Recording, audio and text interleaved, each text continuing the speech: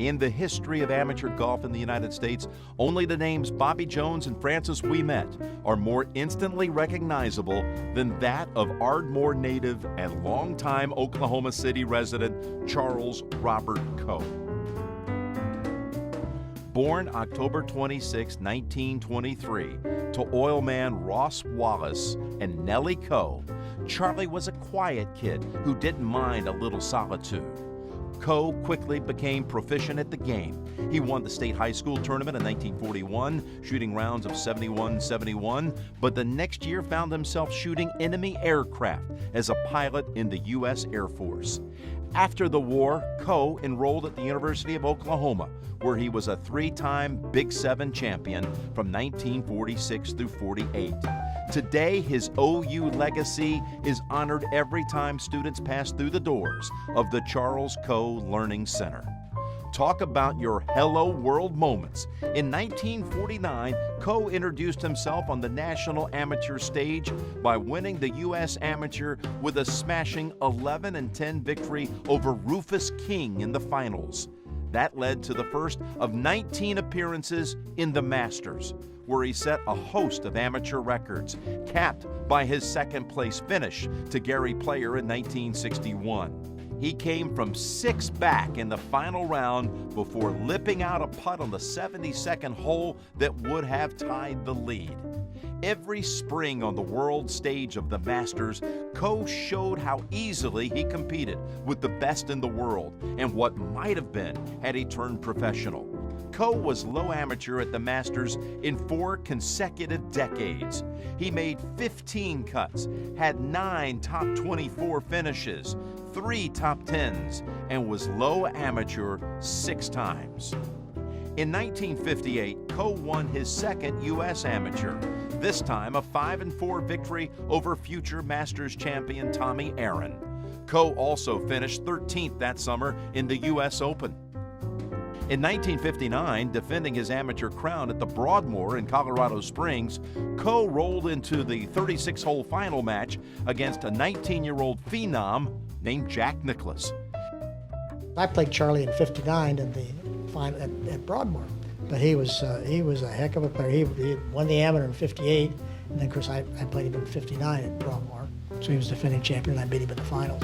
It was an epic duel that Coe led nearly all the way, but Nicklaus rallied late to even the match, going to the final hole.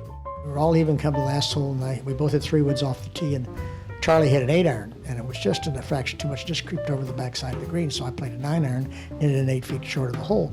Charlie chipped the ball about like that, coming right down the hill and stopped going in the hole. After Coe nearly holed the difficult chip, Nicklaus rolled in his birdie putt for the one-up victory. It was probably the key to my career.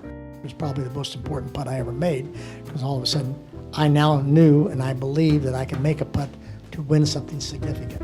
Besides the Masters and the U.S. Amateur, Coe dominated the Trans-Mississippi Amateur Championship, winning in 47, 49, 1952, and 1956. He played on 6 Walker Cup teams from 1949 through 63 and was a non-playing captain in 1957. He won the Western Amateur in 1950 and made the finals of the British Amateur in 51.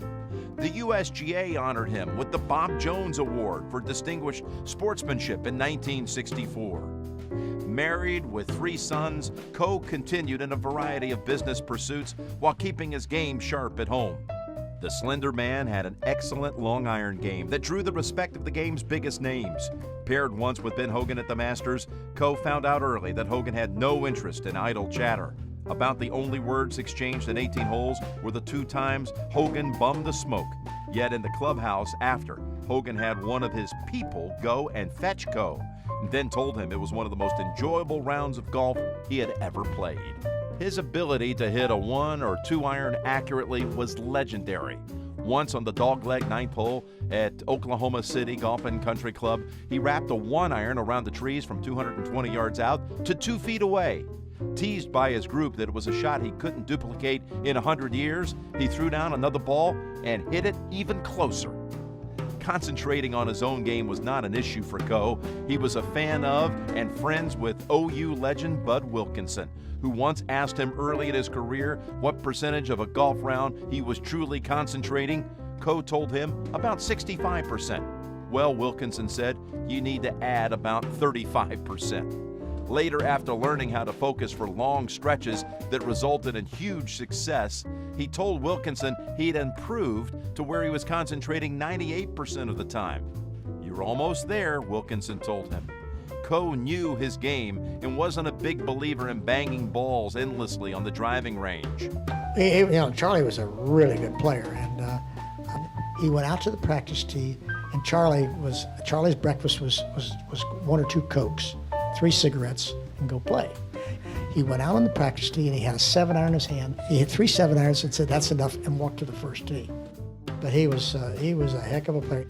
Please welcome amateur golf legend Charlie Coe to the Oklahoma Golf Hall of Fame.